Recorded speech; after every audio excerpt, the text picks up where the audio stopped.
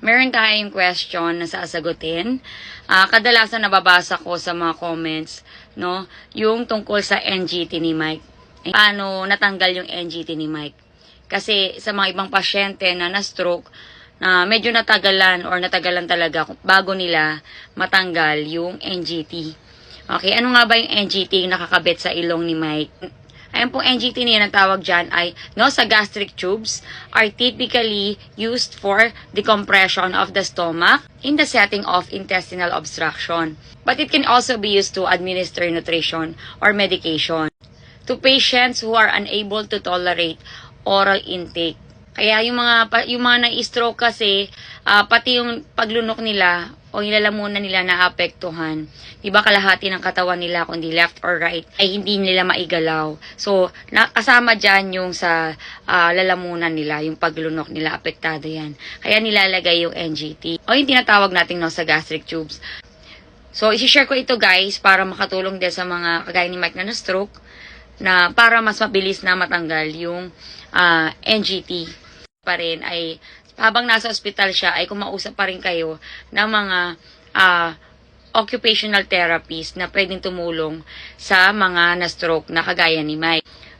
Sa ospital mismo ay yan kumuha kami ng occupational therapist na magpapakain sa kanila, no? Kasi ang gagawin nila niyan, pakainin sila muna guys yung mga malalambot na mas madaling lunukin. O kasama na dyan yung mga juice or tubig, lugaw, mga ganyan. Pagka nakita nila na nalulunok yung tubig o yung juice, ay itutuloy-tuloy nila yon. Ginawa ko kasi guys, para mas mabilis, ay pinag-aralan ko yung ginagawa ng mga OT. Nagtanong din ako sa kanila kung paano yung gagawin, kung gaano karaming tubig muna yung ipapainom ko kay Mike para lang ma-practice yung paglunok-lunok niya. So, ganun yung ginawa ko guys. So, tuwing kakain ako, pinapatry ko siya, gusto mo. Pero kailangan bago natin sila painumin, ay kailangan nakataas muna yung ulo nila para hindi sila masamid. So, ganun yung ginawa ko. So, bukod sa ginagawa ng mga therapist niya, mga OT, ay ginagawa ko rin. Kumbaga, mas marami na yung time na napapractice yung lalamunan niya. Kasi ako naman yung kasama niya sa ospital. Ganun ang ginagawa ko. Tinuloy-tuloy ko lang yung ginawa kong yun hanggang sa umukay yung paglunok niya. Kasi guys, iba talaga kapag tinulungan ng mismong kamag-anak or asawa yung na-stroke. Malaking bagay yun. Kasi ang ginawa ko, nag-observe ako at pinag-aralan ko talaga yung mga ginagawa nila. Kaya matanong din ako nagtatanong ako kung paano gawin. At hindi ako natatakot na gawin yun.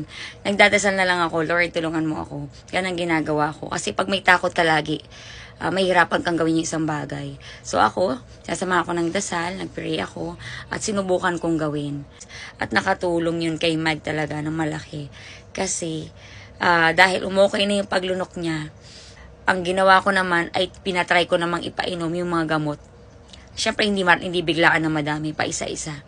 Tinitingnan ko kung kaya niya nang uminom. Kasi ginagawa nila nung dinudurog yung gamot, pinapadaan pa rin sa NGT. So, gusto ko bago kami makauwi, ay matanggal na yung NGT niya. Kasi nahihirapan siya niyan. Ayaw niyan talaga ng NGT niyan. Ilang beses niya tinanggal talaga yung NGT na yan, guys. Hindi niya gusto yung meron siya nakapasok sa ilong. Naiirita siya. So, tinatanggal talaga ni Mike yan. So, siyempre bilang asawa niya, gusto ko siya matulungan. Kaya nag-isip talaga ako ng paraan. Subuan siya ng konting tubig, sa may kutsara lang guys. So, sa may kutsara lang yung ginawa ko. Kasi maganda, mas safe yun, konti lang sa kutsara. Hanggang sa dinagdagan ko pa unti-unti yung pinapainom ko sa kanya. At yung pagkain niya. Basta alam ko na hindi siya mabubulunan doon. Na konti lang.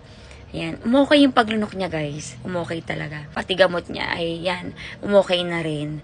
At natuwa talaga ako at nag-decide talaga ako na ipatanggal na yung NGT na yan. Kaya nung bago kami umuwi ng ospital, ayan, tinanggal na yung NGT niya. At mas komportable na siya pagdating sa bahay. So yun po, sana nakatulong yung shinare ko sa inyo. Sa mga na-stroke, no? Sa mga kamag-anak nila, asawa, huwag kayong matakot na gawin yung mga bagay na tingin nyo makakatulong. Kung tingin nyo naman hindi mapapahamak yung pasyente at mag-iingat naman kayo sa paggawa ng bagay na yon, ay gawin nyo. At syempre, sasamahan nyo ng dasal at maging malakas din yung loob nyo sa pagharap, no, ng ganitong sitwasyon. Kasi kung pangunahan kayo lagi ng kaba, takot, no, mas mahihirapan kayo. So, yun lang guys. Sana nakatulong yung share ko sa inyo. Thank you so much sa mga sumusubaybay sa journey ni Mike bilang stroke survivor. Thank you so much sa inyo.